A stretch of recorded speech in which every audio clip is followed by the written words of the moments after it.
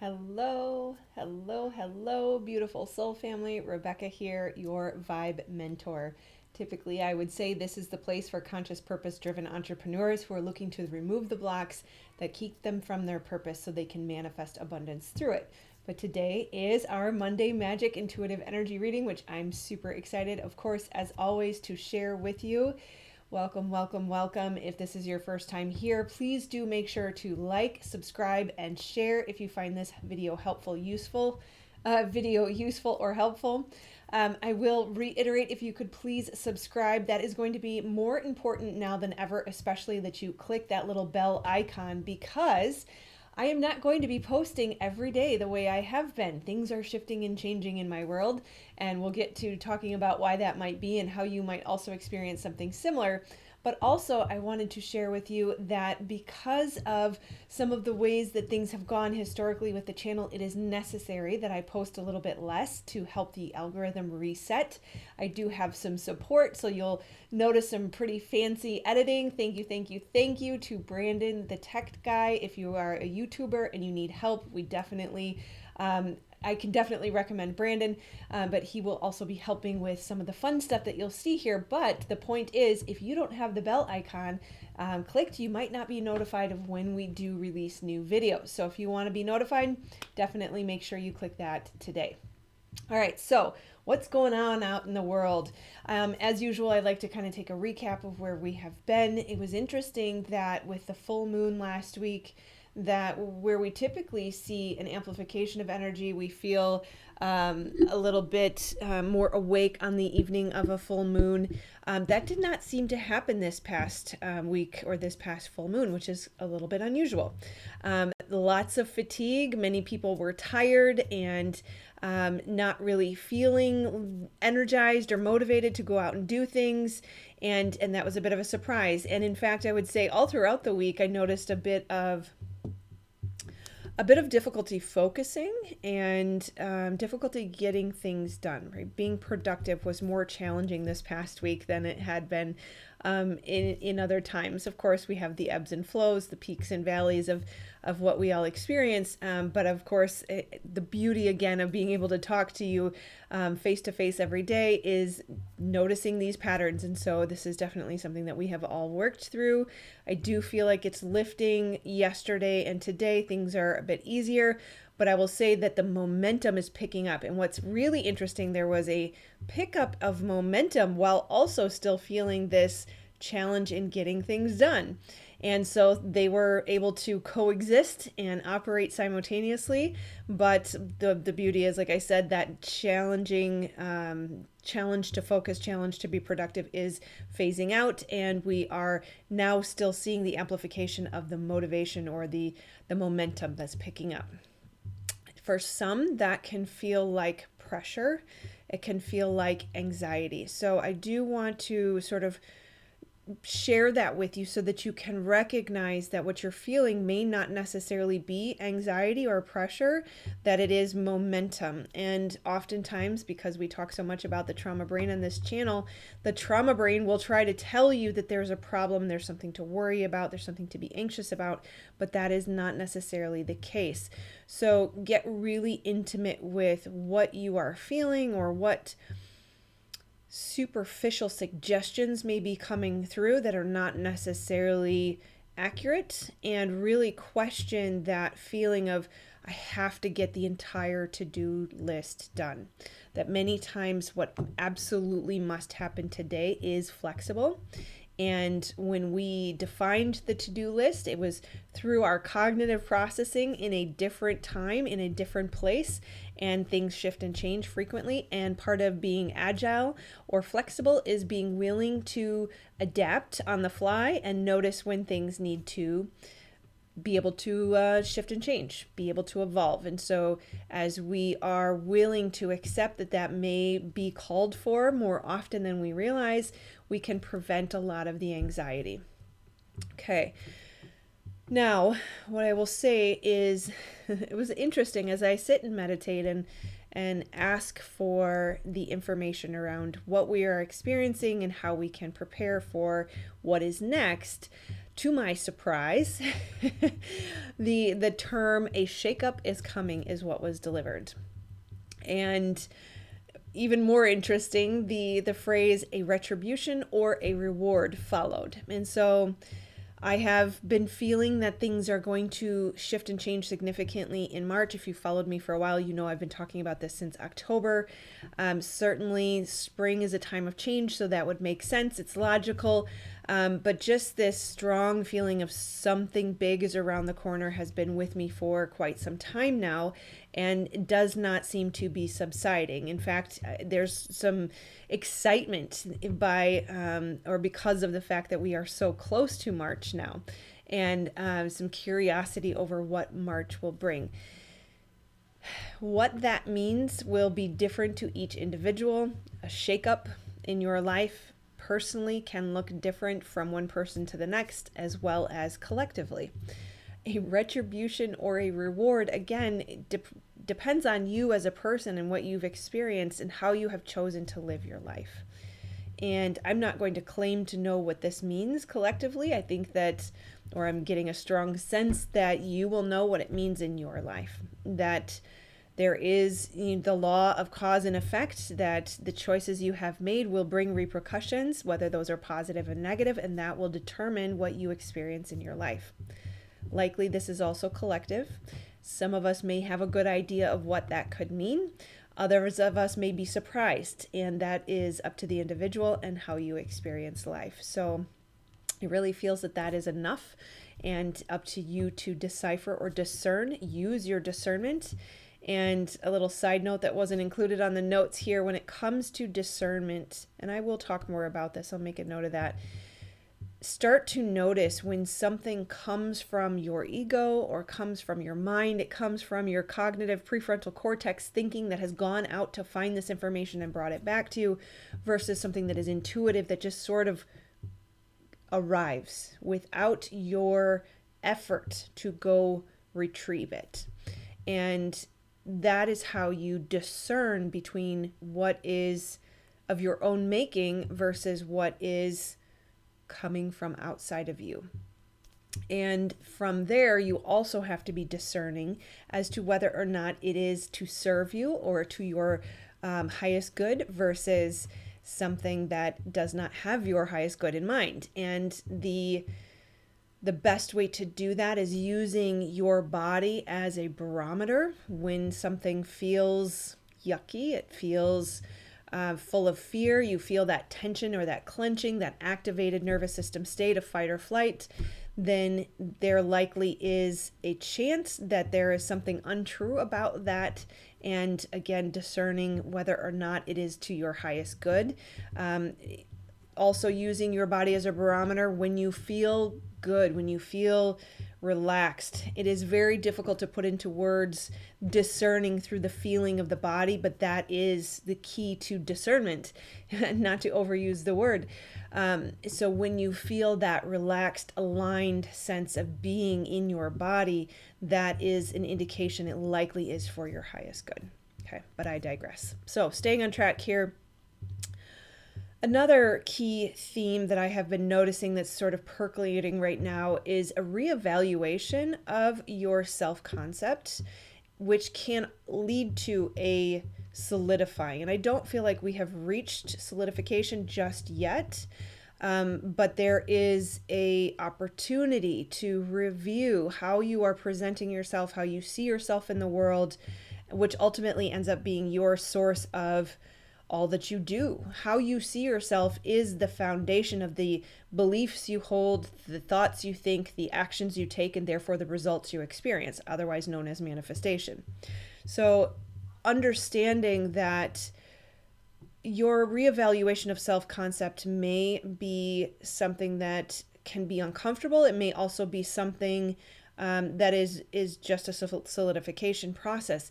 If you are living an authentic, aligned to life, if you have aligned to your original design and you hold steadfast to your authenticity, your integrity, then this is a solidification process.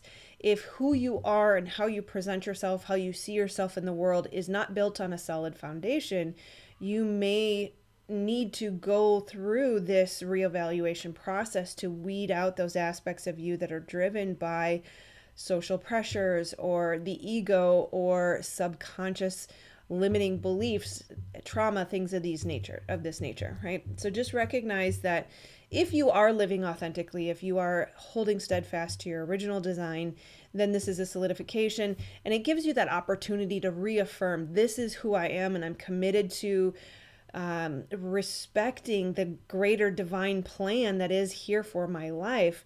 And instead of being willing to sacrifice that for social acceptance or things of that nature, it's just a recommitment to who you are and who you know you were designed to be. Okay. If you have not lived those things, if you are not in that place, then like I said, it is that opportunity to weed out what is no longer serving you. Okay. We need to also be careful not to allow those external forces to influence our self-concept. Remain aligned to your original design. Authenticity is the name of the game. Remember and know your why. So this can be really important in understanding, why do you do every single thing you do? Do you go for a run with the intention of beating yourself up and saying, I'm overweight and I haven't accomplished my goals and what's wrong with me, and I have to do this to punish myself because I don't feel I'm in the place that I desire to be? Or do you say, I have an excessive amount of energy right now, it would feel really amazing, it's absolutely gorgeous outside, I want to be out in the sunshine and breathing fresh air and feeling the vitality of life coursing through me? That's an excellent why. So really making sure that every single thing we do is coming from a sustainable place, and that we are consciously choosing our why and not being run by life or social pressures or external influences. Okay. Which leads me to focusing on our purpose, that as things shift and change, whatever this shakeup is that is coming, it is going to shake our foundation. It is going to rattle our self-concept. It's going to make us question, what is life about? Why are we here? Why do we do what we do? What is the meaning or purpose to life? And I personally hold the belief and have seen the evidence of my life, this is why I say these things, that living my purpose is the meaning of life. And I believe Pablo Picasso said, I've had such a hard time saying his name lately, I'm not sure why. He said, but the meaning of life is to identify your gifts, and the purpose of life is to give them away. And that really is the crux of everything I teach. That understanding trauma and removing the blocks, it's all about getting to your purpose and removing the things that keep you from it. That our focus and attention is our creative power. And if we are focused on keeping up with the Joneses or, accomplishing material wealth, these things can be, well, keeping up with the Joneses never have benefit, but accomplishing material wealth can be a good thing if you know your why and if your intention is to have a positive impact in the world.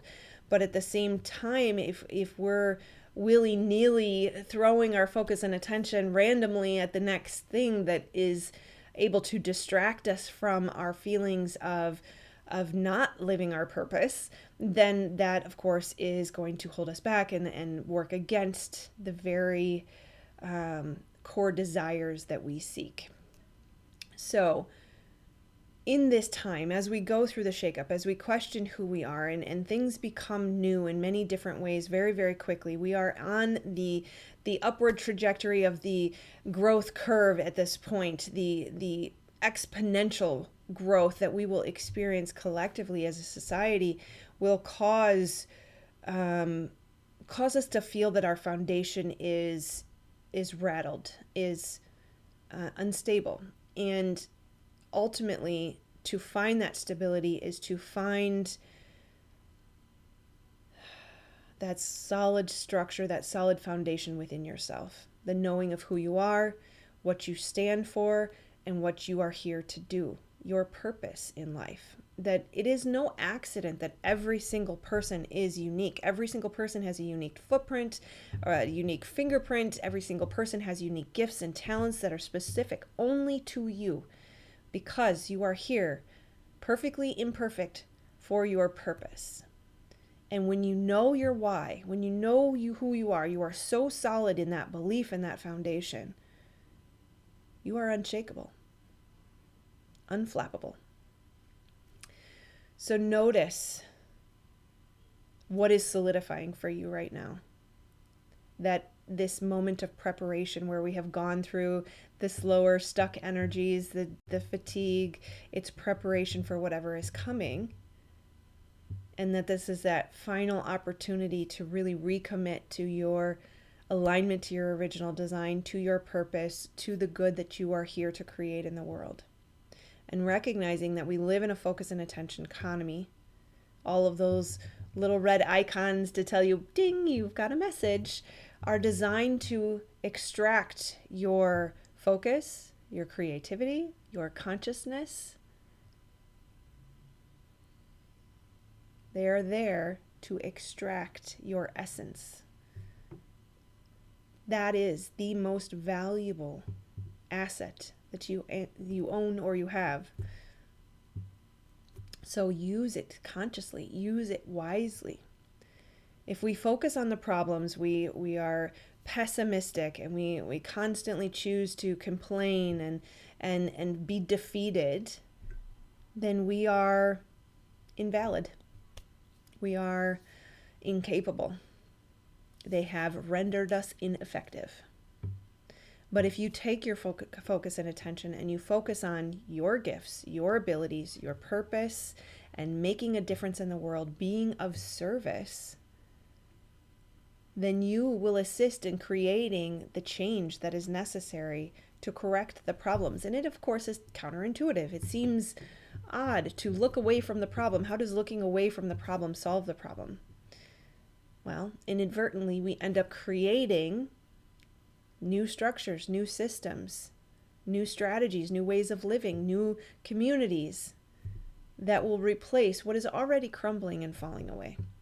It is not our job to come in with the hammer and knock down the structures. They are crumbling on their own. They are unsustainable, so they will take care of themselves.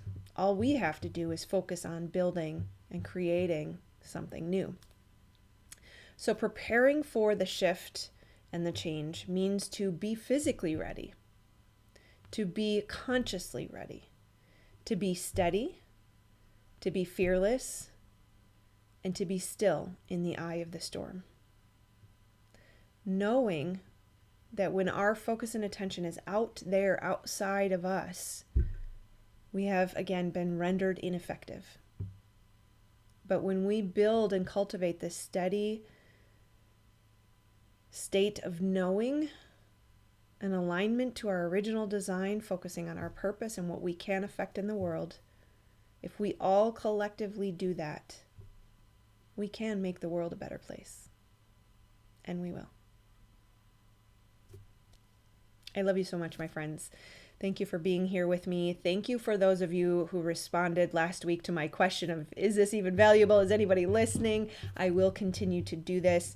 I will be here for you because I do actually love you very much. And it's not just something I say. That is part of my original design. I am a lover by nature, and I love to be here for you. We are on a beautiful journey. It's going to be awesome and amazing. And we are going to collectively build something super cool. And I am so, so honored and blessed to be here for you and part of the community with you. So speaking of community, we do also have the New Earth Construction Team community. If you'd like to chat with me one-on-one or you want to hang out with people who are in this community, we would love to see you there. You have access to my courses as well as, I think we're moving to bi-weekly get-togethers. Weekly was a bit much, but I do offer live brain spotting sessions as well as member makeovers or just a little tea party, whatever you are up for. It's up to the members to choose. So we would love to see you there for an extremely low cost. This is the best I can do to make everything I teach accessible. So again, I do this for you. It's a labor of love that I absolutely feel honored and privileged to bring to you. Otherwise, make sure you like, subscribe, and share. Again, reminder, click that notification icon because who knows when the next video will come out. All right, I will see you soon, my friends. Namaste.